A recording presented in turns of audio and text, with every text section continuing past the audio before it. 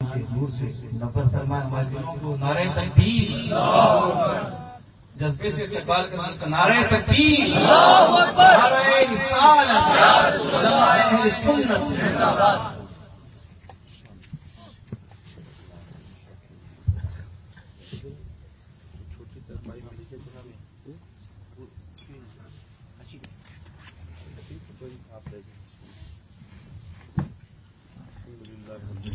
والصلاة والسلام على أشرف الأنبياء والمرسلين وعلى آله وأصحابه أجمعين. قال الله تعالى وتبارك في القرآن المجيد والفرقان الحميد. بسم الله الرحمن الرحيم. لا أقسم بهذا البلد وأنت حل بهذا البلد ووالد وما ولد لقد خلقنا الإنسان في كبد. صدق الله مولانا العظيم وصدق رسوله النبي الكريم والرؤوف الرحيم. اللهم نور قلوبنا بالقرآن وزين أخلاقنا بالقرآن وأدخلنا الجنة بالقرآن ونجنا من النار بالقرآن.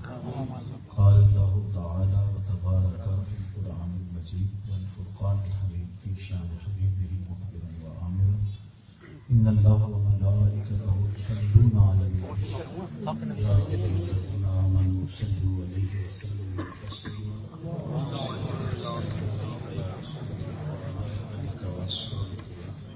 محبوب رب العالمين الصلاة والسلام عليك يا رسول الله وعلى آلك وأصحابك يا أولي الرحمة.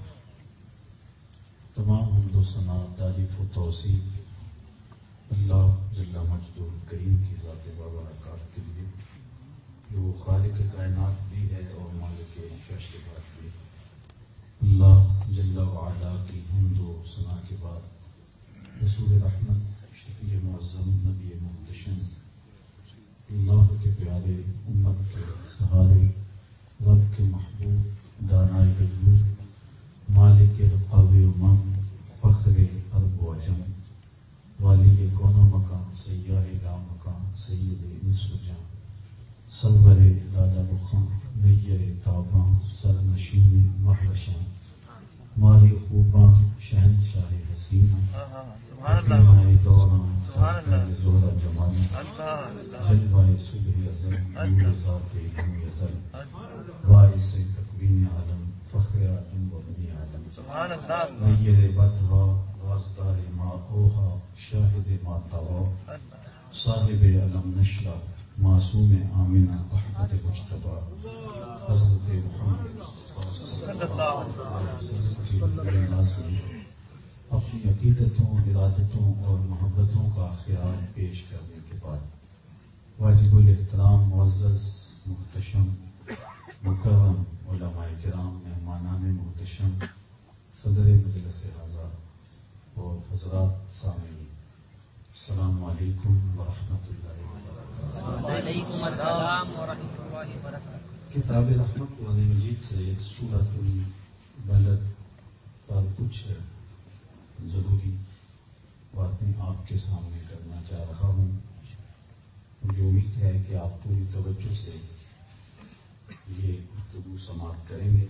اللہ تعالیٰ میری زبان پر کلمت الحق رکھے اور جو چیزیں میرے اور آپ کے لیے قابل عمل ہیں ان پر توفیق عمل نصیب فرمائے. اعتقاد کی پختگی کا سبب بنے، عمل کے لیے محمیز ثابت ہوں اور ہماری دنیا اور ہماری آخرت کی بہتری کی ضمانت ہو.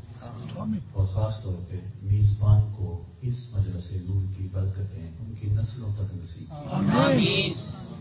سورۃ البلد قرآن مجید کی مکی سورت ہے اور یہ 20 آیات پر مشتمل ہے. سورت کا آغاز 3 قسموں سے ہوا ہے. لا اقسم بہذا البلد، مجھے قسم ہے اس شہر کی. میں نے عرض کیا کہ یہ سورت مکی ہے اور بالاتفاق مکی ہے، تو پھر حاضہ کا اشارہ قریب کے لیے ہے تو پھر طے ہو گیا کہ اس شہر سے مراد شہر مکہ ہے. تو قسم ہے مجھے اس شہر کی یعنی مکہ المکرمہ کی. یہ نہیں کہا کہ مجھے مکہ کی شہر قسم، بلکہ کہا اس شہر کی قسم. تو تو اس شہر کی قسم کیوں کی؟ اگر مکہ کی قسم کی جاتی تو پھر اس پر بحث اور طرح سے ہوتی، لیکن حاضہ کا اشارہ کر کے کہا اس شہر کی قسم، تو پھر ذہن گھومنے لگا، اس شہر کی گلیوں کا طواف کرنے لگا، عزتوں کے نشان تلاش کرنے لگا کہ شہر کی قسم کیوں کی گئی۔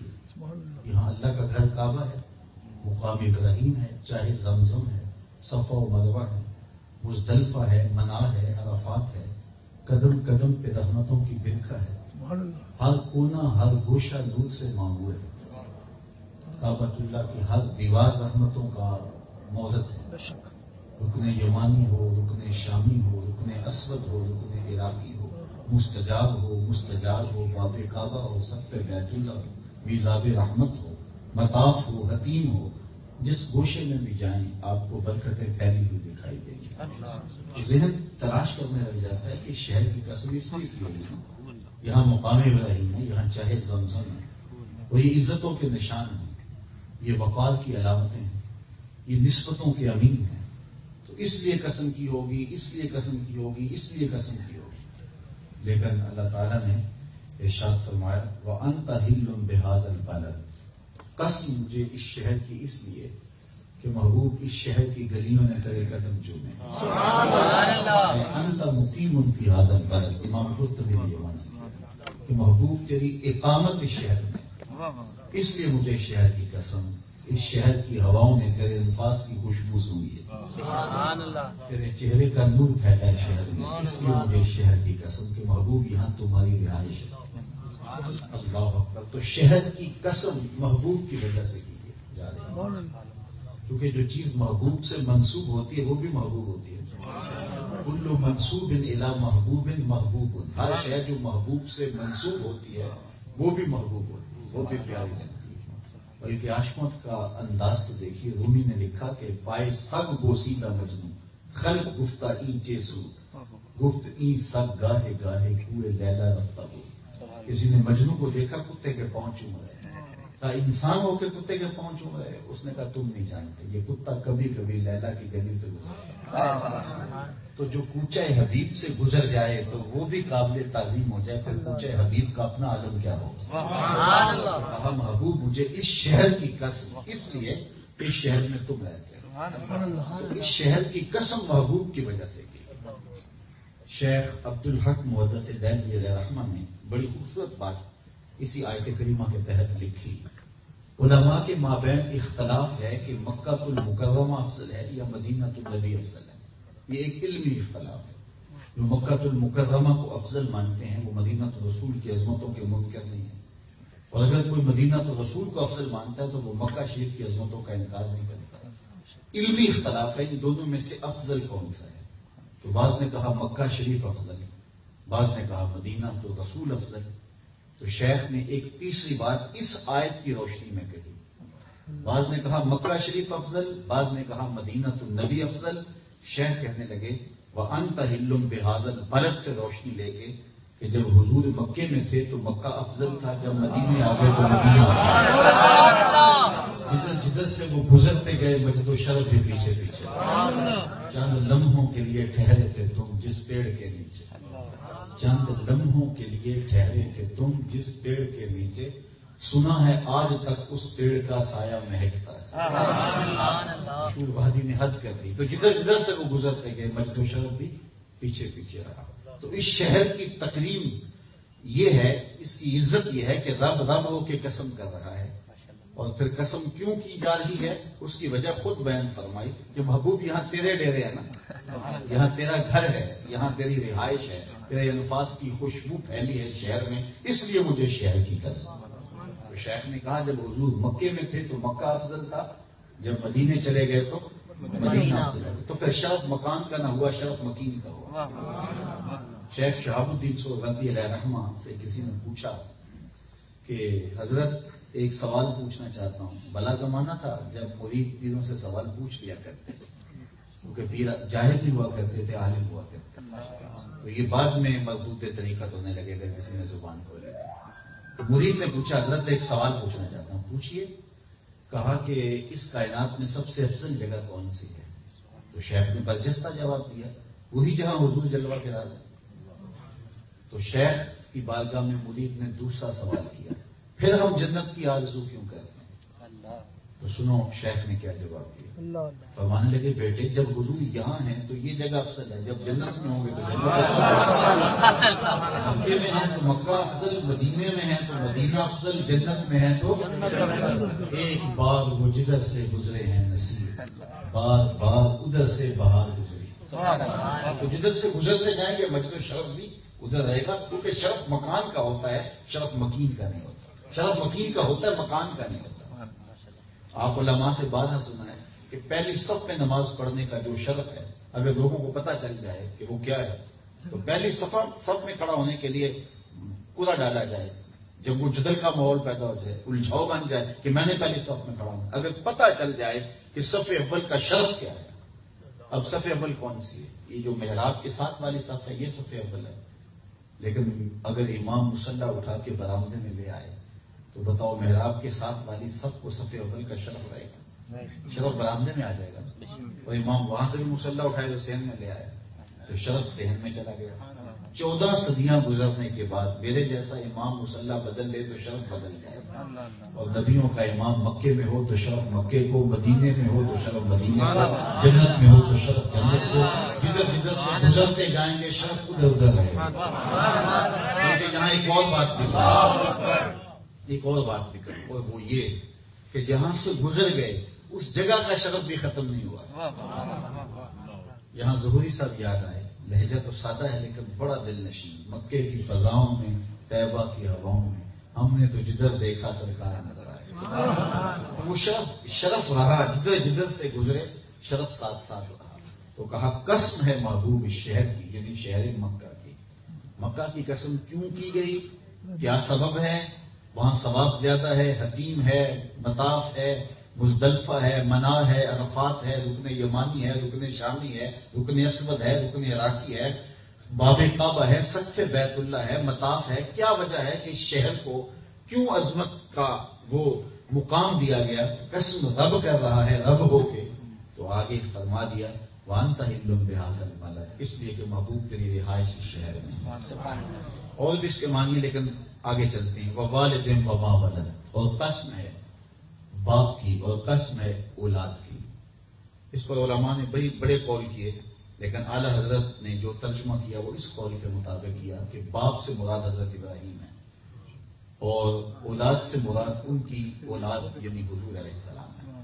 قسم تیرے باپ ابراہیم علیہ السلام کی، اور قسم محبوب تیرے وجود مسعود کی۔ تو 3 قسمیں کی، قسم اس شہر کی یعنی شہر مکہ کی، اور قسم محبوب تیرے باپ جد امجد ابراہیم علیہ السلام کی، اور قسم محبوب تیرے وجود کی۔ 3 قسمیں کر کے ارشاد کیا فرمایا، کیونکہ جب قسم کر کے کوئی بات کہی جاتی ہے تو بات اہم ہوتی ہے تبھی قسم کی جاتی ہے، اور یہ قرآن مجید کا اسلوب ہے۔ جب کوئی اہم بات بیان کرنا مقصود ہوتا ہے تو پھر پہلے قسم کی جاتی ہے، اور قسم کے بعد لوگ متوجہ ہو جاتے ہیں کہ کوئی اہم بات کہی جانے لگی ہے کہ قسم کی جا رہی ہے۔ پھر قسم بھی ایک نہیں ہے، قسمیں بھی 3، اور پھر قسم خدا ہو کے رب ہو کے قسم کر رہا ہے۔ تو کوئی اہم بات فرمائی جانے والی تھی نا، جس پہ جو ہے وہ قسم کی جا رہی ہے، اور ایک نہیں 3 قسمیں کی گئی ہیں۔ تو وہ کیا شے تھی جس پر رب نے قسم کی ہے؟ اور ایک قسم نہیں کی، 3 قسمیں کی۔ قسم شہر مکہ کی، قسم محبوب تیرے وجود مسعود کی، قسم تیرے جد امجد ابراہیم علیہ السلام کی۔ یہ 3 قسمیں کر کے آگے ارشاد کیا کہا، لقد خلقنا الانسان فی کبد، ہم نے انسان کو مشقتوں میں رہتا پیدا کیا۔ یہ فارمی چوزا نہیں ہے کہ ذرا سی تیز ہوا چلے تو گر جائے، بلکہ حالات کی تلخیوں کا مقابلہ کرتے ہوئے، مشکلات سے ٹکراتا ہوا، دکھوں کا کلیجہ چیرتا ہوا یہ پیدا کیا گیا۔ یہ 3 قسموں کا اس کے ساتھ تعلق کیا ہے؟ کیونکہ قسم اور جواب قسم کا تعلق ہوتا ہے۔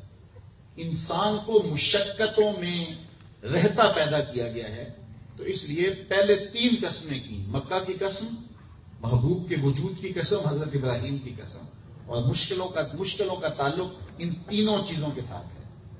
مکہ المکرمہ کی زندگی دیکھ لیجیے، وادی غیر ذی زرع کی بنیاد دیکھ لی، اور پھر اس کے بعد حضور علیہ السلام کے جد امجد حضرت ابراہیم علیہ السلام کی کٹھن راہوں اور مصیبتوں اور تکلیفوں کا سفر دیکھ لیجیے، بیٹے کی گردن پہ چھری رکھنے سے لے کر کے جلتی ہوئی آگ میں چھلانگ لگانے تک، اور جو ہے وہ مشکلوں اور تکلیفوں کے سفر کی کہانیوں کی ساری داستان تصور میں لے آئیے، اور اسی طرح پھر حضور علیہ السلام کی زندگی، مکی زندگی، طائف کے بازار، پھر مدینہ المنورہ کے اندر بھی جنگوں میں حضور علیہ السلام کی قد و کاوش، جدوجہد، محنت، تو یہ ساری کٹھن زندگیاں ہیں۔ تو مکہ المکرمہ کی قسم کی، حضرت ابراہیم کی قسم کی، اور حضور کے وجود کی قسم کی، 3 قسمیں کرنے کے بعد انسان کو کہا کہ انسان مشقتوں میں رہتا پیدا کیا گیا ہے کہ جب رب کا محبوب بھی تکلیفوں کی راہ سے گزارا جائے، جب جد الانبیاء بھی اپنی بیوی کو وادی غیر ذی زرع میں اور نوخیز بیٹے کو وادی غیر ذی زرع میں رب کے حکم پہ چھوڑے اور نو نہال کی گردن پہ چھری رکھے اور جلتی ہوئی آگ میں بھی چھلانگے لگائے، تو کیا ایک انسان کوئی منازل یوں ہی پالے گا؟ جب اس کا ضابطہ یہ ہے کہ وہ منازل تک پہنچانے کے لیے بندوں کو مشکلوں کے راہوں سے گزارتا ہے، وہ اس کے محبوب کیوں نہ ہو، پھر بھی تکلیفیں سہنی پڑتی ہیں، تو تم کوئی جو ہے وہ ایسے تو نہیں ہو کہ تم اٹھو یوں ہی منزلیں پا جاؤ۔ ان 3 قسموں کا ماں باپ سے اور جواب قسم سے تعلق ہے۔ اگر تم مقامات رفیع تک پہنچنا چاہتے ہو تو یہ دیکھو کٹھن زندگیاں، اور تم بھی مشکل راہوں پہ چلو گے تو پھر دیکھنا منزل تمہاری قدم چومے گی۔ سبحان اللہ۔ چیزیں بیان فرمائی، قسم محبوب تیرے وجود کی، قسم جناب ابراہیم علیہ السلام کی، اور قسم مکی زندگی، قسم شہر مکہ کی۔ ہم نے انسان کو مشقتوں میں رہتا پیدا کیا۔ امام فخر الدین رازی علیہ رحمہ نے یہاں لکھا ہے کہ انسان کی ساری زندگی کا جائزہ لیں تو ساری زندگی ہے ہی مشقتوں، تکلیفوں، اذیتوں میں گزرتی ہے۔ بلکہ علماء نے لکھا جب انسان کا خمیر گویا گیا، جب انسان کے لیے مختلف جگہوں سے فرشتوں نے لا کے مٹی رب کے اذن سے جمع کی تو اس مٹی پر 39 دن تک غموں کی بارش ہوئی اور 1 دن خوشیوں کی بارش ہوئی، اور پھر اس مٹی کو گوندھ کر کے گارا بنایا گیا، اور پھر اس سے حضرت انسان کے وجود کی تخلیق ہوئی، اور پھر اس میں اللہ تعالیٰ نے روح پھونکی۔ تو 39 دن تک اس مٹی پر غموں اور دکھوں کی بارش ہوئی ہے، 1 دن خوشیوں کی بارش ہوئی ہے۔ انسانی زندگی میں غم اور دکھ اس تناسب سے ہیں، دکھ زیادہ ہیں، سکھ تھوڑے ہیں۔ اصل انسان اپنی زندگی کی حقیقت کو جان لے تو بہت ساری تکلیفیں اس کی ختم ہو جاتی ہیں جب وہ سمجھ لیتا ہے کہ میری زندگی میں غم سے نبھانے کا فن سیکھنا ہی میرا کمال ہے۔ ہر وقت انسان اس کام میں لگا رہتا ہے کہ میرے اوپر کوئی دکھ آئے نہ، اور جب آتا ہے تو گھبرا کے بیٹھ جاتا ہے، جبکہ اس کو یہ سیکھنا چاہیے کہ دکھ تو آنے ہیں، میں نے ان کو نبھانا کیسے ہے۔ تو 39 دن تک انسان کی زندگی میں جو ہے وہ اس کے خمیر کے اوپر دکھوں کی بارش ہوئی، اور 1 لمحے کے لیے، 1 دن کے لیے جو ہے وہ خوشیوں کی بارش۔ اس تناسب سے غم اور خوشیاں ہیں، اور ویسے بھی خوشیاں دیر پا نہیں ہوتی، غم دیر پا ہوتی۔ غم آتا ہے تو پھر جڑ جاتا ہے، خوشی آتی ہے تو گزر جاتی ہے۔ غم اور خوشی اکٹھے آ جائیں، گھر میں شادی بھی ہو اور جوان میت بھی ہو جائے تو پھر شادی نہیں رہتی، خوشی نہیں ہوتی، پھر غم کے ڈیرے ہوتے ہیں۔ غم کے موقع پہ خوشی یاد آ جائے تو خوشی، بیٹا جوان بیٹا تھا گھر سے چلا گیا، رخصت ہو گیا، اس موقع پہ اس کا رزلٹ بھی آ گیا یا دوسرے بیٹے کا آ گیا، اس نے بورڈ کو ٹاپ کیا تھا، تو غم کے موقع پہ خوشی آئی تو خوشی نہیں ہوگی، خوشی بھی غم میں بدل جائے گی۔ اب خوشی کے موقع پہ غم آ جائے کہ گھر کے اندر جو ہے وہ خوشیوں کا ماحول تھا، پھول جھڑیاں تھیں، لیکن اس موقع پہ بری خبر آ گئی تو وہ خوشیاں بھی گئیں۔ تو غم کے موقع پہ خوشی آ جائے تو پھر بھی غم غالب، خوشی کے موقع پہ غم آئے پھر بھی غم غالب، زندگی میں خوشیاں تھوڑی اور غم زیادہ، تو پھر انسان نے جو زندگی کے اندر نبھا کرنا ہے وہ تو پھر غموں کے ساتھ ہی کرنا ہے نا۔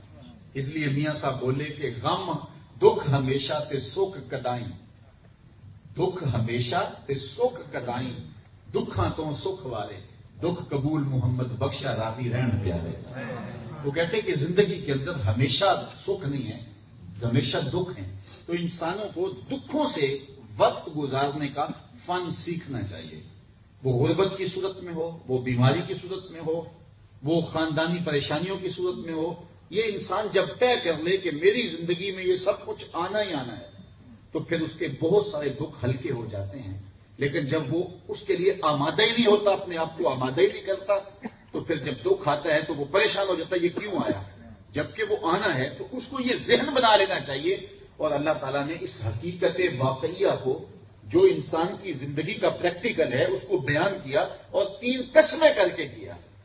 قسم بھی وہ عظیم ہستیوں کی قسم اور عظیم شہر کی قسم، جب مکے میں بھی دکھ آئے اور جب وجود مصطفیٰ پہ بھی دکھ آئے، جب جد الانبیاء کو بھی دکھ آئے. مقام اتنا حضرت ابراہیم علیہ السلام کا کہ ایک بیٹا مسجد اقصی کا امام ہے اور ایک بیٹا مسجد حرام کا امام ہے. حضرت اسحاق مسجد اقصی کے امام ہیں اور حضرت اسماعیل علیہ السلام جو ہے وہ مسجد حرام کے امام ہیں. تو آپ کے پاس تیز برق رو سواری تھی، اس سے بیٹھ کر فلسطین سے کبھی مکے آتے اور کبھی وہاں مسجد اقصی میں جاتے. تو ایک بیٹے کو ادھر دیکھتے، ایک بیٹے کو ادھر دیکھتے. مجھے بتاؤ کوئی اتنا خوش نصیب باپ ہو سکتا ہے جس کا ایک بیٹا مسجد اقصی کا امام ہو اور دوسرا بیٹا اس کا حرم کا امام ہو اور دونوں بیٹے نبی بھی ہوں؟ مقام یہ، لیکن دکھوں کی کہانی وہ بھی آپ کے سامنے ہے. تو اللہ تعالیٰ نے حضرت انسان کو دکھوں میں رہتا ہوا پیدا کیا ہے اور اس کو پھر دکھوں سے نبھا کرنا چاہیے. اور اگر وہ دکھوں سے نبھا کر لے گا اور اس فن کو سیکھ لے گا، یہ انسان کو اپنی زندگی میں سیکھنا چاہیے. اور جب وہ سیکھ لے گا پرانی اس فلسفے کو اپنے اندر اتار لے گا تو پھر وہ مشکلات میں گھبرائے گا نہیں، گر نہیں جائے گا. وہ چوٹ کھا کر کے جو ہے وہ گرے گا نہیں بلکہ اٹھنے کی کوشش کرے گا، اس لیے کہ وہ سمجھے گا یہ سب کچھ میری زندگی کا، میرے سسٹم کا، میرے نظام کا حصہ ہے اور یہ سب کچھ میرے ساتھ ہونا ہے. اور پھر اس پہ وہ صبر کرے گا اور جب وہ صبر کرتا ہے تو اللہ تعالیٰ اس کو اجر دیتا ہے. اور اگر وہ دکھوں پہ صبر نہیں کرتا تو دکھ تو پھر بھی دکھ ہی ہوتے ہیں. صبر نہ کرنے سے اجر ضائع ہو جاتا ہے اور جب وہ صبر کرتا ہے تو پھر اللہ اجر بھی عطا کرتا ہے. صرف ایک حدیث سن لیجیے اس عنوان سے. حضور نبی رحمت صلی اللہ علیہ وسلم نے ارشاد فرمایا، سید نبی المرتضیٰ رضی اللہ تعالی عنہ سے مروی ہے، جو اللہ کے دیے گئے تھوڑے رزق پہ راضی ہو گیا، جو اللہ کے دیے گئے تھوڑے رزق پہ راضی ہو گیا، اللہ قیامت کے دن اس کے تھوڑے عملوں پہ راضی ہو گیا. بندے تو بندہ ہو کے راضی ہے، تجھے ضرورت بھی تھی، حاجت بھی تھی، اور مجھے تو تیرے عملوں کی ضرورت بھی نہیں. تو اگر دکھ پر، تکلیف پر، بیماری پر، غربت پر، پریشانی پر بندہ جو ہے وہ صبر کرنا سیکھ جاتا ہے تو اس کا اجر رکھا گیا ہے. تو اللہ تعالیٰ جل شانہ نے فرمایا کہ قسم ہے اس شہر کی اور اے محبوب تیرے وجود کی، اور قسم ہے محبوب تیرے والد بزرگوار ابراہیم علیہ السلام کی، ہم انسان کو مشقتوں میں رہتا پیدا کیا. تو حضرت امام راضی فرماتے ہیں کہ جب انسان شکم مادر میں تھا تو وہ 3 پردوں میں تھا، بطن کا پردہ، پیٹ کا پردہ اور رحم کا پردہ اور جھلی کا پردہ. 3 جو ہے وہ تہوں میں تھا اور پانی میں تھا اور وہ اس کی ٹانگیں بھی سیدھی نہیں تھی. تو یہ اس کا ایک مرحلہ تھا اور 9 ماہ اس نے اس حالت میں گزارے. پھر اس کے بعد یہ مشکل نہیں مرحلہ تھا، پھر وہ شکم مادر سے اس بزم گیتی میں آیا. تو یہ ولادت کا لمحہ، یہ زچہ بچہ دونوں کے لیے موت و حیات کا وقت. تو کہا یہ اس سے مشکل مرحلہ تھا. پھر دنیا پہ آیا، تو جب دنیا پہ آیا تو ہاتھ ہے پکڑنے نہیں جانتا، زبان ہے بولنا نہیں جانتا، آنکھیں ہیں دیکھتا ہے پہچانتا نہیں، سنتا ہے سمجھتا نہیں ہے، ٹانگیں ہیں چل نہیں سکتا ہے. تو یہ کتنی مشکلات بن گئی اس کے لیے. ہاتھ بھی ہوں اور پکڑنا نہ جانتا ہو، ٹانگیں ہوں چلنا نہ جانتا ہو، پھر رو دیتا ہے بیچارہ. تو کتنا مشکل مرحلہ تھا. اللہ اکبر، اس نے دودھ بھی مانگنا ہو تو رو دیتا ہے. تو مشکل مرحلہ تھا یہ. اس کے بعد پھر اس نے سب کچھ آ کے سیکھنا تھا. بولنا بھی سیکھنا ہے، نشیب و فراز بھی سیکھنے ہیں، اس نے زبان بھی سیکھنی ہے، لہجہ بھی سیکھنا ہے، خیر و شر کو بھی سمجھنا ہے. یہ پھر اس کے مرحلہ ہے. چلو اس کے بعد جوانی آ گئی. اب جوانی کہتے ہیں یہ تو موج والی زندگی ہوتی ہے، لیکن راضی علیہ رحمہ فرماتے ہیں جوانی کو تقدس سے گزارنا کوئی آسان کام نہیں ہے. جوانی بھی گزر جائے اور عصمت کا جوہر بھی لٹنے نہ پائے، جوانی بھی گزر جائے اور آنکھ بھٹکنے نہ پائے، جوانی بھی گزر جائے اور جو ہے وہ تقدس مجروح نہ ہونے پائے، عصمت پہ حرف نہ آئے، یہ کوئی تماشا لب بام تو نہیں ہے کہ بجلیاں بھی ہو، حرارتیں بھی ہوں، اور حسن کے جلوے بھی ہوں، نرگسی آنکھیں بھی ہوں، کاکلے داراز بھی ہو، قدے زیبا بھی ہو، اور عشق کی گرمیاں بھی ہو، حسن کی شوخیاں بھی ہو، عشوے بھی ہو، ناز بھی ہو، ادائیں بھی ہوں، لیکن اپنے تقدس کو مجروح بھی نہ ہونے دیا جائے، تو یہ تو سب سے اوکھا کام تھا۔ کسی نے کہا کتاب زیست کا ایک اور باب ختم ہوا، شباب ختم ہوا، ایک عذاب ختم ہوا۔ تو یہ مشکل کام تھا۔ رومی راضی کہتے ہیں کہ یہ بھی آسان کام نہیں تھا، یہ بھی انسانی زندگی کی مشکل ہے۔ اس کے بعد اگلا مرحلہ آیا کہ انسان جو ہے وہ جوانی سے ایک دائرے میں آ گیا، ایک حصار میں آ گیا، اور وہ نکاح کی بندھن میں آ گیا۔ اس کا بہت کچھ محفوظ ہو گیا، اس کی نظر کو تقدس مل گیا، اس کے خیالوں کو پاکیزگی مل گئی، اس کی سوچوں کو جو ہے وہ ایک نور مل گیا، لیکن اب ذمہ داریوں کا بوجھ کندھوں پہ اور پڑ گیا۔ پہلے آزاد تھا، لاؤبالی تھا، ادھر چل پڑا ادھر چل پڑا، اب کندھوں پہ بوجھ آیا تو کہا کہ قید میں پہنچا، تو اب مجھے پتہ چلا کہ یہ تو قید ہے، یہ تو میرے لیے آزادی نہیں ہے۔ تو پھر یہ مرحلہ آیا، پھر اس کی آرزو تھی شام بھی سویرے بھی کہ مجھے اللہ اولاد دے۔ اللہ نے اولاد دی، خوشیاں تو ملی، لیکن ان کی ذمہ داریاں بھی آئیں۔ پھر اولاد کی تربیت کے مراحل آئے، پھر ان کی شادیوں کا مسئلہ آیا، پھر ان کو ان کے مقامات پہ جو ہے وہ کھڑا کرنے کا مسئلہ آیا۔ یہ سارے مراحل طے ہوئے۔ اب اس نے کہا میں فارغ البال ہو گیا تو بڑھاپے نے دستک دے دی۔ اس نے کہا میں بھی آ رہا ہوں، بال سفید ہو گئے، کمر میں خم آ گیا، آنکھوں کی بینائی کم پڑنے لگی، ہاتھوں بےزور ہونے لگے، ٹانگیں بےزور ہونے لگی۔ اب مشکل گھڑی آ گئی، آئی جان شکنجے اندر جنہیں بیلنے دے چکرنا۔ اب وہ ایک گلاس پانی بھی پکڑتا ہے اور اس کو پیتا ہے تو ہاتھ کانپنے لگ جاتے ہیں۔ ارذل عمر میں پہنچا، کیسی کیسی مشکلیں ہیں۔ تو ساری زندگی انسان کی جو ہے وہ مشکل سے مشکل، مشکل سے مشکل۔ تو فرماتے ہیں کہ انسان کو مشقتوں میں رہتا پیدا کیا، اس کی زندگی ان حالات سے گزر کر کے ہی پوری ہوتی ہے۔ تو یہ سیکھ جائے کہ زندگی کے کس مرحلے کو کس طرح گزارنا ہے، اور وہ ایک ہی فن ہے کہ جس حالت میں رب رکھتا ہے اس حالت میں خوش ہو جائے۔ اور جب اس پہ خوش ہو گیا تو پھر زندگی کا لطف نصیب ہو جاتا ہے، پھر دکھ میں بھی سکھ ملتا ہے۔ یہ سونا میرے دکھ میں راضی تے میں سکھ نو چلے ڈاواں، تو پھر وہ سرور آنے لگ جاتا ہے، پھر اس میں بھی کیف آنے لگ جاتا ہے۔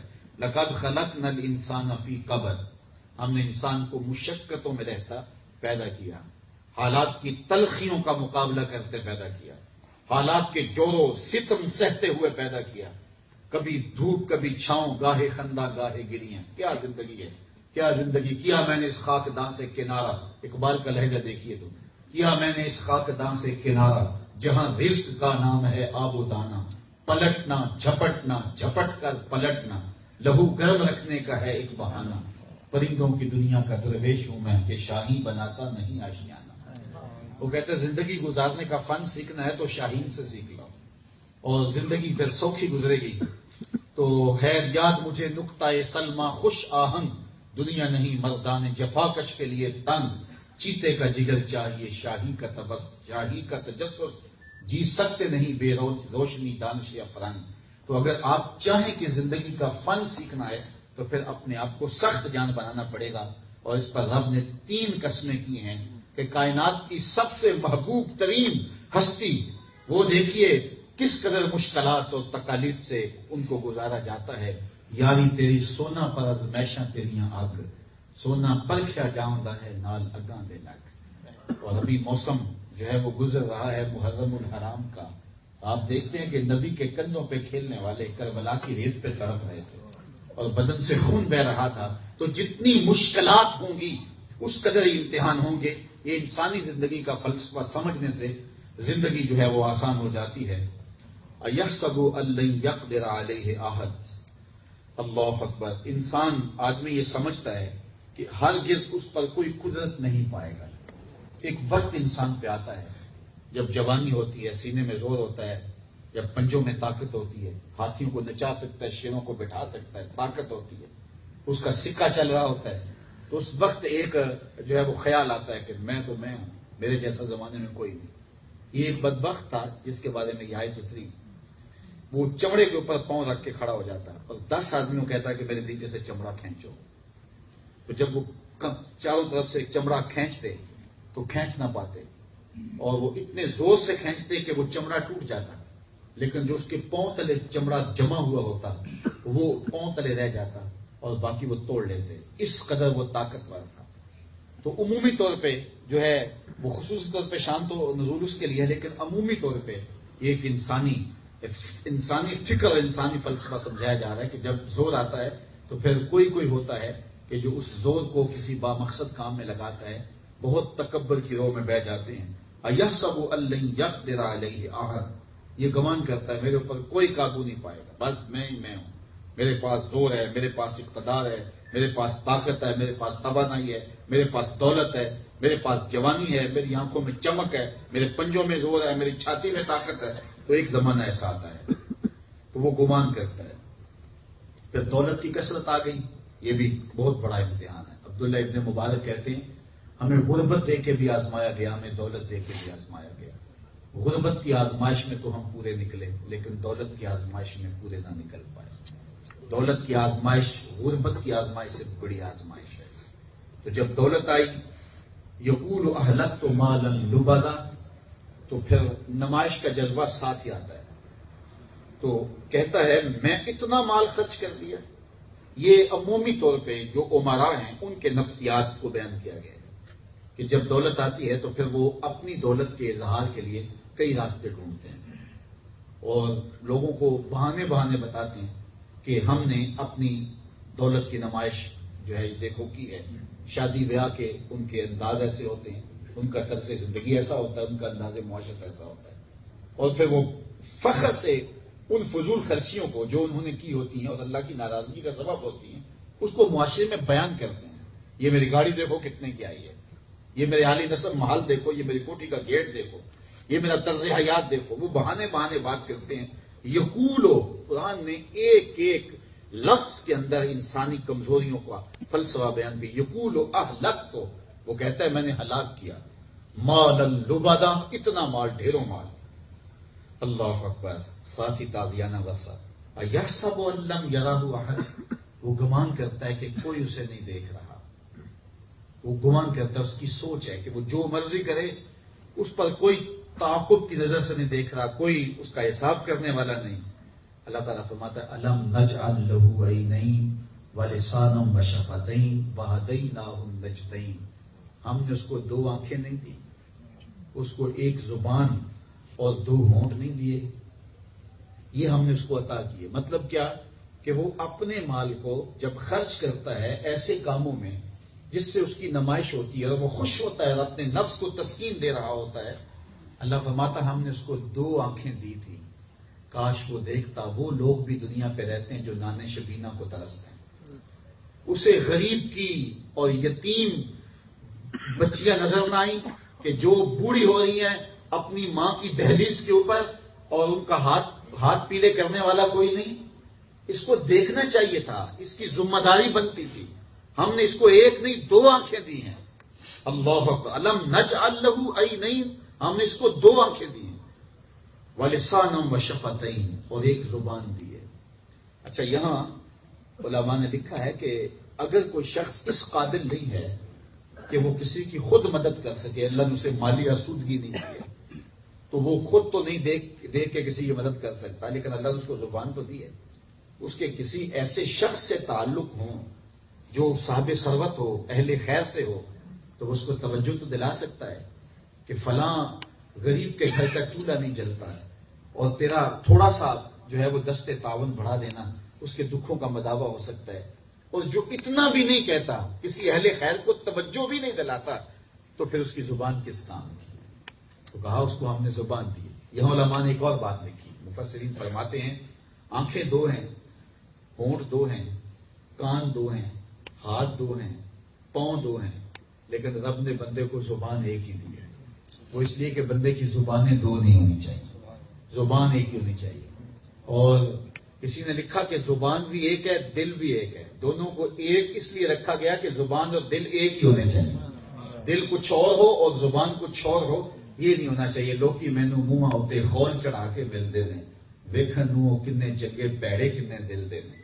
آج اوپر سے ہم کچھ ہیں اور باہر سے ہم کچھ ہیں، تو زبان بھی ایک رکھی گئی اور دل بھی ایک رکھا گیا. ہماری زبانیں بھی دو نہیں ہونی چاہیے، ہمارا دل بھی دو نہیں ہونے چاہیے. تو ایحسب ان لن یقدر علیہ احد یقول اہلکت مالا لبدا ایحسب ان لم یرہ احد الم نجعل له عینین. ہم نے اس کو دو آنکھیں دی ہیں، ولسانا وشفتین، اور دو اس کو ہونٹ دیے اور ایک زبان دی ہے. وہدیناہ النجدین، اور ہم نے اس کو دو ابری ہوئی چیزوں کی راہ بتائی ہے. وہ دو ابری ہوئی چیزیں کون سی مراد ہیں؟ مفسرین نے یہ بھی لکھا ماں کی چھاتیاں مراد ہیں. انسان جب پیدا ہوا تھا تو ہر شے اس دنیا پہ آ کے سیکھتا ہے. پکڑنا کیسے ہے، چلنا کیسے ہے، بولنا کیسے ہے، سب کچھ دنیا پہ آ کے سیکھتا ہے. لیکن ماں کی چھاتی سے دودھ کیسے نکالنا ہے یہ سیکھ کے آتا ہے. یہ رب اس کو سکھا کے بھیجتا ہے. یہ اس کی ابتدائی اور پہلی ضرورت تھی. وہدیناہ النجدین.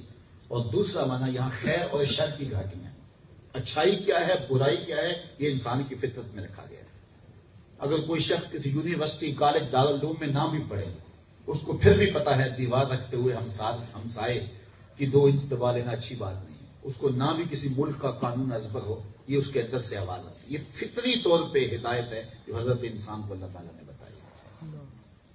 ایک شخص حضور کی خدمت میں حاضر ہوا، نام تھا وابصہ بن معبد رضی اللہ تعالیٰ. تو وہ پیچھے آگے بیٹھ گیا. تو حضور علیہ السلام نے فرمایا ادنو یا وابصہ، وابصہ دور بیٹھے ہو، قریب آ جاؤ. تو وابصہ اٹھے تو نیڑے آ گئے. مجلس حضور کی تھی. یار کسی کو دور سے اس مجلس میں بلایا جائے تو وہ خوش ہوگا کہ مجھے عزت دی گئی ہے اور قریب بلایا گیا ہے. تو پھر مجلس رسول میں جس کو قریب بلایا وہ کتنا خوش ہوا ہوگا. حضور نے فرمایا نیڑے آؤ. وہ قریب آ گیا. فرمایا ادنو یا وابصہ، وابصہ اور نیڑے آ جاؤ. حضرت وابصہ اور نیڑے ہو گئے. حضور نے فرمایا وابصہ اور نیڑے آؤ. حضرت وابصہ کہتے ہیں میں اپنے مقدر پہ قربان جاؤں، میں اتنا نیڑے ہوا کہ میرے گھٹنے حضور کے گھٹنوں سے جڑ گئے، اتنا میں حضور کے قریب ہو گیا. جب اتنا قریب ہو گیا تو حضور نے فرمایا وابصہ کوئی سوال پوچھنے آئے ہو؟ اللہ اکبر. میں نے عرض کی یا رسول اللہ جی میں سوال پوچھنے آیا ہوں. کہا وابصہ جو پوچھنے آئے ہو پوچھو یا میں بتاؤں کیا پوچھنا ہے؟ اللہ اکبر. لوگ تو دیواریں کھڑی کر کے بیٹھے ہیں نا، لوگوں نے تو دیواریں کھڑی کی ہیں. لیکن اقبال کہتا ہے اے فروغت صبح آثار و دہور چشم تو بھی نندائے معافی صدور. تیری نظر تو سینوں کے چھپے راز بھی جانتی ہے. تو وابصہ جو پوچھنے آئے ہو پوچھو گے یا بتاؤں کیا پوچھنے آئے ہو؟ عرض کی حضور اگر آپ بتا دیں پھر تو حد ہو جائے. فرمایا تم خیر اور شر کے بارے پوچھنے آئے ہو، اچھائی کیا ہوتی ہے، برائی کیا ہوتی ہے، یہی تمہارا سوال تھا؟ جی جی حضور یہی میرا سوال تھا. فضرب علی صدرہ فقال استفت من قلبک. ان 3 انگلیوں کو حضور نے جوڑا اور وابصہ کے دل والی جگہ پہ مارا اور کہا یہ اندر مفتی بیٹھا اسے پوچھ لیں خیر کیا ہوتا ہے، شر کیا ہوتا ہے، یہی بتا دے گا اچھائی کیا ہے، یہی بتا دے گا برائی کیا ہے. یہ فطری ہدایت ہے جو حضرت انسان کو اللہ تعالیٰ نے عطا کی ہے. چاہے کوئی بکریاں بھی چراتا ہو یا ایک عظیم سائنسدان کیوں نہ ہو، سب کو یہ فطری ہدایت. اسے پتا ہے کسی مظلوم کو تھپڑ مارنا اور کسی کے پنجے میں اوڑنا اچھی بات نہیں ہے. یہ فطرتاً انسان کے اندر رکھا گیا ہے. وَهَدَيْنَاهُ النَّجْدَيْنِ اِنَّا هَدَيْنَاهُ السَّبِيلَ اِمَّا شَاكِرًا وَإِمَّا كَفُورًا. فرمایا ہم نے دونوں راہیں اس کو دکھا دی ہوئی ہیں. اب اس کی مرضی ہے چاہے خیر کے راستے پہ چلے چاہے شر کے راستے پہ چلے. یہاں ایک قول یہ بھی کیا گیا ہے کہ یہاں سے 2 راستے جو ہیں وہ ایک وہ راستہ ہے جو انسان اپنی آنکھوں سے دیکھتا ہے اور ایک وہ راستہ ہے جو اپنی بصیرت سے معلوم کرتا ہے. خیر فلقتحم العقبہ، اور کہا کہ پھر یہ بے تعامل گھاٹی میں نہ چڑھا. اقتحام کہتے ہیں جب گھوڑا چلے نا تو اپنے سوار کو گرا دے کسی ایسی جگہ پہ جس کی اس کو توقع بھی نہ ہو. تو اب کہتے ہیں گھوڑے نے جو ہے اس کو ایسی جگہ پہ گرا دیا جہاں اس کو توقع نہیں، بغیر کسی سوچے سمجھے. جب انسان کسی جگہ چھلانگ لگائے تو اس کو اقتحام کہتے ہیں. اللہ تعالیٰ فرماتا ہے فلقتحم العقبہ، یہ بغیر جو ہے جمپ لگا کے مشکل گھاٹی نہیں چڑھتا. یہ انسان کی فطرت بیان فرمائی.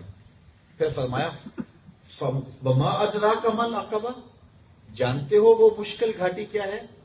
اب خود وہ گھاٹی بیان فرمائی. ذرا غور کیجیے، قرآن کا اسلوب دیکھیے. فکو رقبہ، کسی پھنسے ہوئے کی گردن کو چھڑانا ہے. کسی پھنسے ہوئے کی گردن کو چھڑانا ہے. اس کو مشکل اس لیے کہا گیا، یہ گھاٹی مشکل اس لیے ہے کہ انسان اپنے آپ کو مشکلات میں نہیں ڈالتا. پھر اپنے لیے تو بعض کا ڈال لیتا ہے لیکن کسی کے لیے اپنے آپ کو مشکلات میں نہیں ڈالتا. تو اللہ تعالیٰ فرمایا کہ وہ مشکل گھاٹی ہے کیا؟ کسی پھنسے ہوئے کی گردن کو، غلام کو چھڑانا ہے، کسی مقروض کو چھڑانا ہے، کسی پھنسے ہوئے کی گردن کو چھڑانا ہے. او اطعام فی یوم ذی مسغبہ، اور بھوک کے دن کسی کو کھانا کھلانا ہے. مسغبہ خالی بھوک کو نہیں کہتے، اس بھوک کو کہتے ہیں جس کے ساتھ تھکن بھی ہو. کوئی شخص بھوکا بھی ہو اور تھکا ہوا بھی ہو، اس شخص کو کھانا کھلانا. چونکہ تھکے ہوئے شخص کو جب آپ کھانا کھلائیں گے تو آپ کو خود تردد کرنا پڑے گا، اس کے پاس جا کے اس کو کھلانا پڑے گا. جو تھکا ہوا نہیں، تازہ دم بھوکا ہوگا، وہ تو پھر آپ کے پاس آ جائے گا اور پھر آپ کی وہ تعریف بھی کر دے گا، اور پھر جو ہے وہ جو آپ نے خیرات کی اس کے وہ ڈنڈورے بھی پیٹ دے گا. لیکن تھکا مارا معاشرے کا پسا ہوا وہ شخص ہے کہ جو بولنے کی سکت بھی کھو بیٹھا ہے، اس کو کھانا کھلانا یہ مشکل گھاٹی کہا گیا. یتیمن ذا مقربہ، اور اس کی تشریح ہے یہ، وہ ایسا یتیم ہے جو قریبی رشتہ دار ہے. کیونکہ قریبی رشتہ دار یتیم کو جب انسان کھلاتا ہے، اس کی مدد کرتا ہے، تو معاشرے سے داد نہیں ملتی. اس لیے کہ لوگ کہتے ہیں کہ اپنے بھتیجے کو، اپنے بھانجے کو، اپنے عزیز کی مدد کر رہے ہیں نا، تو اس کی نہ تو اس کی اخبار میں فوٹو چھپوائی جا سکتی ہیں، اور نہ جو ہے وہ اس کو قطار میں کھڑا کر کے جو ہے وہ آپ مجمع عام کے اندر دے سکتے ہیں.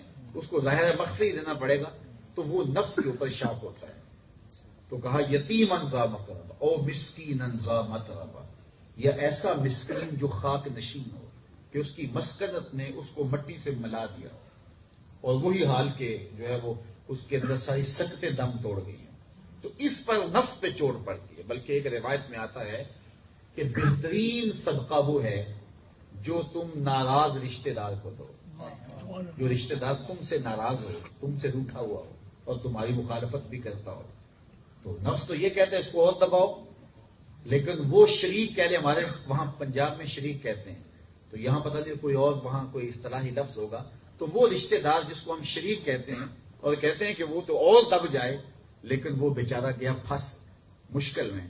تو اس جس نے ساری زندگی ہر موقع پہ، ہر شادی پہ، ہر بیاہ پہ، ہر تکلیف پہ تمہیں دکھی کیا، تکلیفیں پہنچائیں، اذیتیں دی، تمہارے مقابل کھڑا رہا، آج وہ مصیبت میں ہے، تو اس کو اگر آپ مدد کرو گے تو نفس روکے گا.